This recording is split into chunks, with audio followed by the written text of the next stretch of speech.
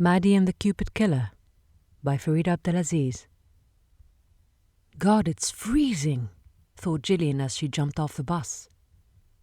Working long hours into the night had become the norm and a requirement for a seamstress, especially in a famous fashion house such as Maison Alain Duquier. She had the habit of getting off the bus, one stop before the one right in front of her house, to confuse potential stalkers. It was silly, but as a woman, she thought it wise not to advertise her exact address. Women keep their guards up in the streets at night, something men, especially her husband, would never understand, she thought. She took it upon herself to teach him all her little tactics, and since they recently got married, she was amused to think of all the things she would get to explain with pride and witty remarks. Last night, she recalled explaining her ruse of walking under the lampposts, in order to be seen in case of danger. Perhaps this is why tonight she noticed the shadow of a man behind her, the silhouette of a tall figure, coupled with footsteps synchronized with hers. Victim is female, mid to late 20s, Caucasian. 14 stab wounds on her back and neck, mostly between the shoulder blades and her coccyx. Wounds equidistant, possible weapon, scissors. Tailored coat by Maison Alain. Looks expensive, possibly not hers. Size 12. Detective Mady turned off his voice recorder and stared at the body, hands on his hips. He had the habit of biting his lips when he was deep in thoughts, a habit his partners hated, teasing and mimicking him, hence the nickname Mady Red Lips.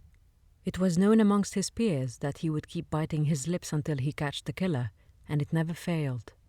In the midst of the constant clicking of camera shutters and the cacophony of reporters, detectives and forensic technicians, Mady closed his eyes and took a deep breath, trying to silence the brouhaha around the murder scene.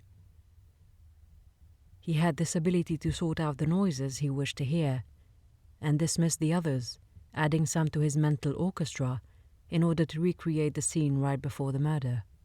A bus ticket in her pocket, mud on her shoes, a wedding ring. He finally opened his eyes, thoughtful.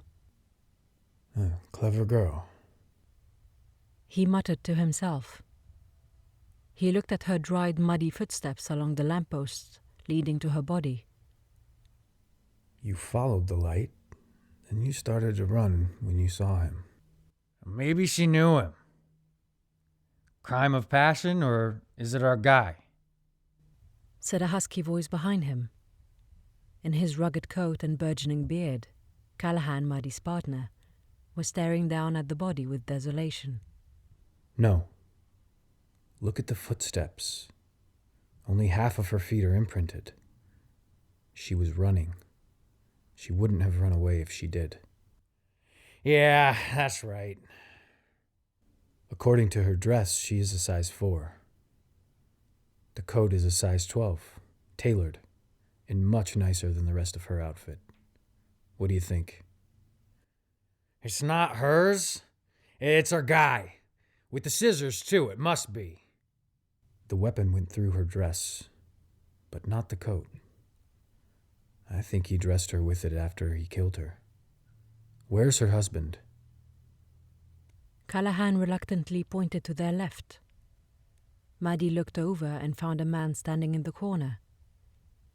He could feel the man's excruciating pain 20 feet away. Mady took a deep breath and walked towards him. He looked into the detective's eyes with a gaze filled with immense pain and disbelief. He couldn't have done it, thought Mady. Nonetheless, he had to ask him a few questions.